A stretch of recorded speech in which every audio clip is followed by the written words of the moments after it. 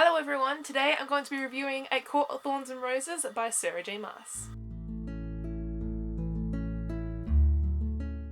So first off, I'm going to give a brief summary of the book and then I'll move on to the more spoilery section, but don't worry, I'll let you guys know when I get into that part. This world in A Court of Thorns and Roses is divided. There is a fairy world and a human world, and they have been divided for centuries by a wall. And one day, Freya, which is the main character in this story, she ventures into the woods hunting for food for her family and comes across a wolf.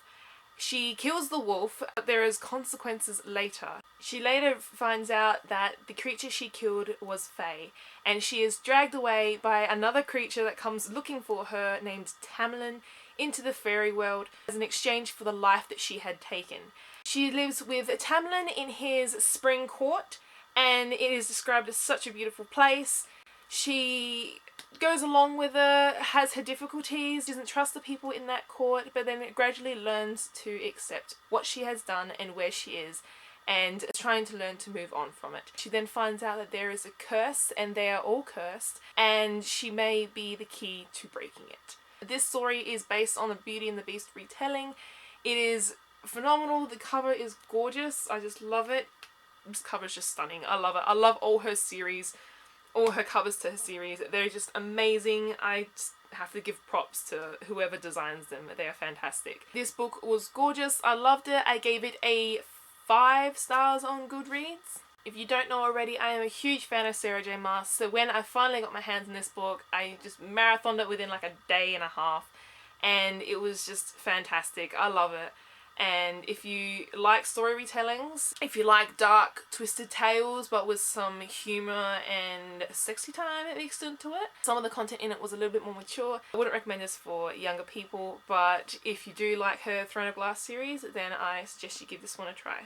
Now, as fair warning, I'm going to get into a more spoilery discussion section of this video. So if you haven't read this book, go read this book and then come back and watch the rest of this video and let me know what you guys think in the comments, because I want to hear your thoughts and if you had the same experiences that I'm going to be sharing with you. But if you haven't read it, stop, go read it first, then come back. Alright, you've had fair warning. I'm getting into the spoilers. I love this story so much. The characters in it, we have Tamlin that she meets in the beginning, who is the High Fae of the Spring Court who comes to take her away. Then we have Lucien, who is Tamlin's best friend, I guess. He is his advisor or something. And he's with Tamlin at the Spring Court. Now, he is such a funny and snarky character. I loved him.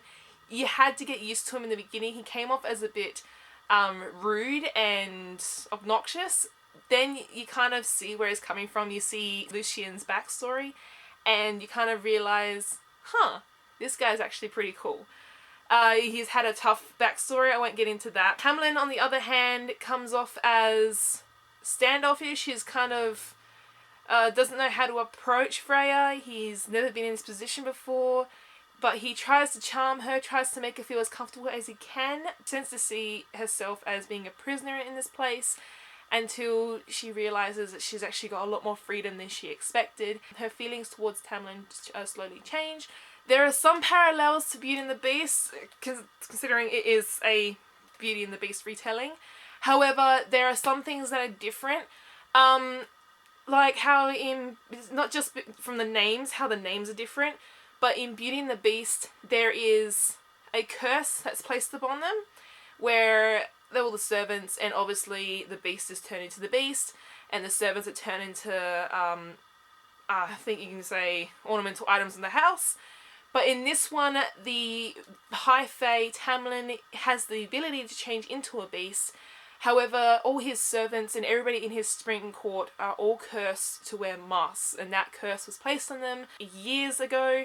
So he thinks it's a bit bizarre, they're all wearing masks.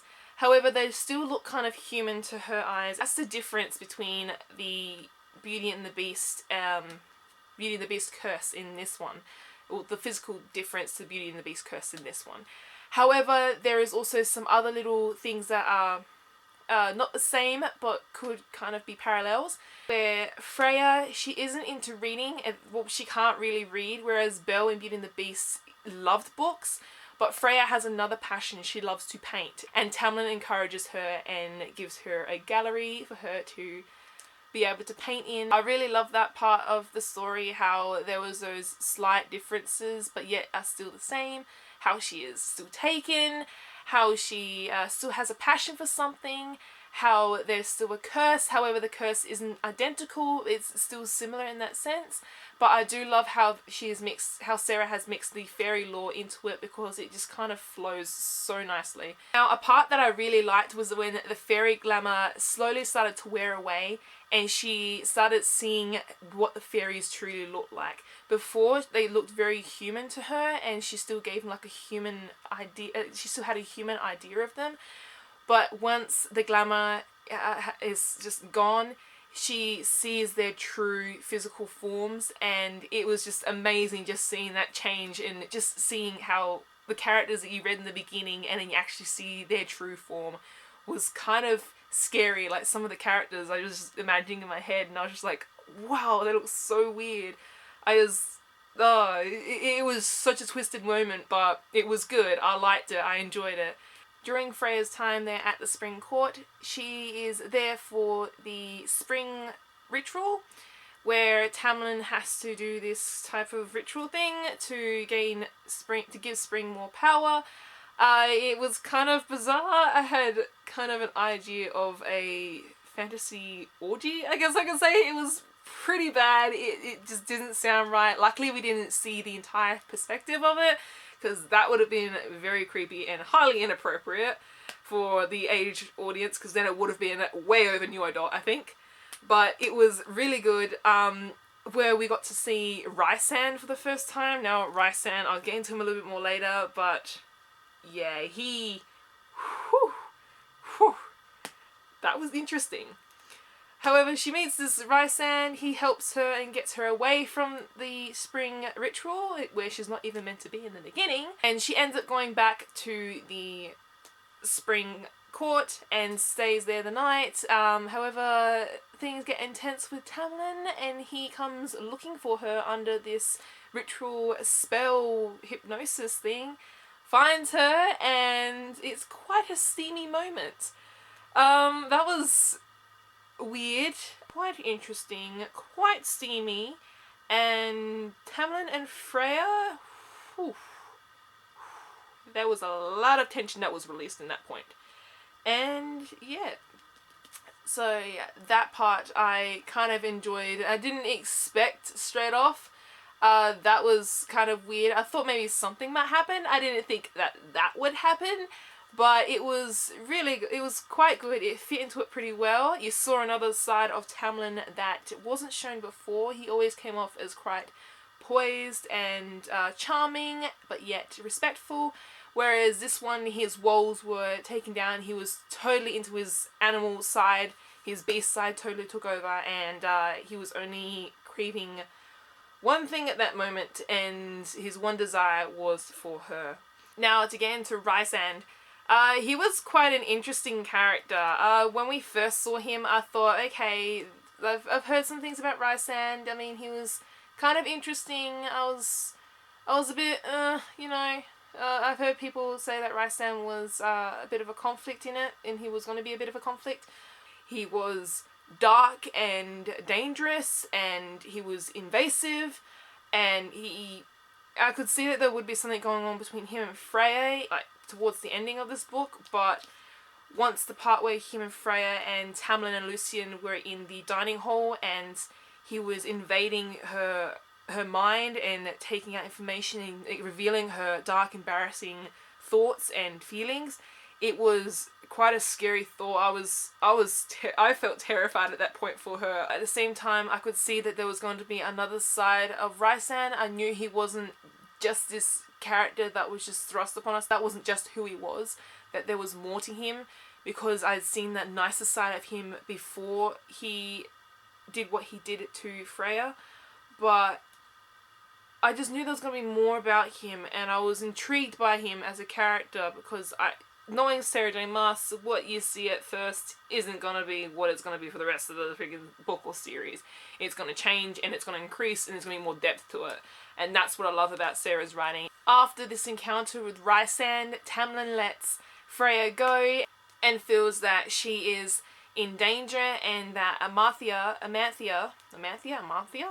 I don't know. I think it's just like Samantha with an A. Amantha. There you go. Amantha. Who is trying to rule this fairy world, is going to come after Freya and try and stop Freya from breaking this curse. Events happen, and then she is drawn to go back and look for Tamlin to make sure he is okay. As she goes back to the Spring Court, she finds that the Spring Court is not what it used to be. It has been under attack, and Tamlin is no longer there. She then goes and looks for Tamlin, who has been taken, as well as the rest of the Spring Court, to the mountain by Amanthea.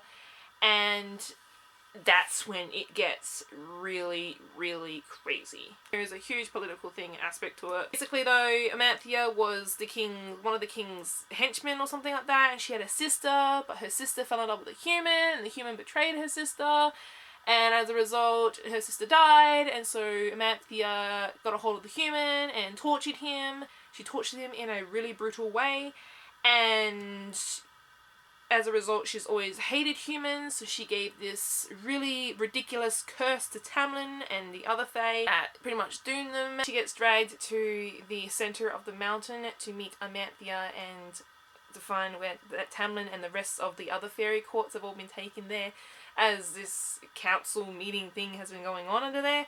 She then finds out that in order to save Tamlin and to free him and to break the curse that she learns more about, she must complete 3 trials or answer a riddle that Amanthea gives her, which will free them all without having to do the trials. She goes straight into these trials.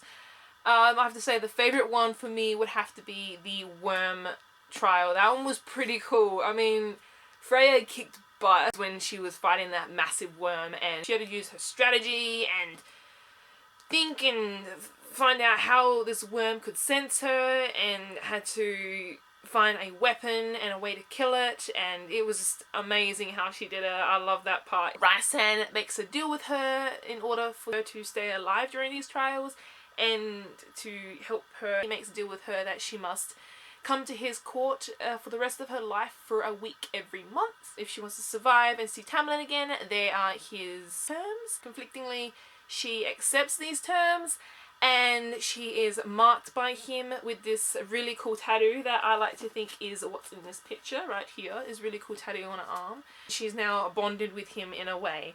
That was awesome. That was a really cool part. I loved it. It was so good. I'm so conflicted on who I like more though. I don't know if I like Rysand more or if I like Tamlin more. That's kind of tearing me apart. They're so 2 different characters, but they bring out different emotions out of Freya, and I'm just not sure which one I like better with her. Oh, there's so much conflict. I don't know. Who do I ship? I have no idea. Oh, it's this book will tear you apart. I'm telling you. Oh, it's so good. Just Sarah J. Maas is amazing. Her writing is amazing. I love how she was very lore into her work. It's just amazing. Oh, Sarah, why are you so amazing? It was really good. I loved it. It kind of gave me the feeling of Cinderella in the beginning. I didn't feel it was so much Beauty and the Beast than more Cinderella, as she had, I felt like it was like 2 evil stepsisters, and the father, instead of him being dead or gone, I felt like he was like the evil mother who really didn't care about her, who was only there for the other sisters. And she was out there slavering and doing all the work for him. I mean, it just felt like that. But then it got more into the Beauty and the Beast side, and it played out more of the role of Beauty and the Beast.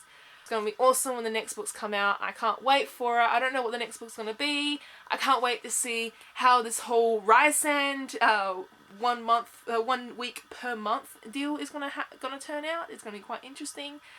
I like this book. It was so much in this book is 416 pages, and there was just so much to happen to it. It was crazy.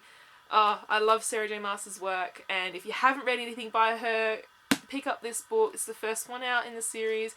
If you don't really want to read this at first, then try her Throne of Glass series. It's just as amazing. You have 3 books that are already out for that one. You have Throne of Glass, Crown of Midnight, and Heir of Fire. And you also have the prequels to that series, which is The Assassin's Blade, and it has 4 novellas, I think. And then you have this beauty, A Court of Thorns and Roses. Let me know what you guys think of it. I hope you guys enjoyed this video. Give me a thumbs up. Don't forget to subscribe. Check out my social links below, and I'll see you next time.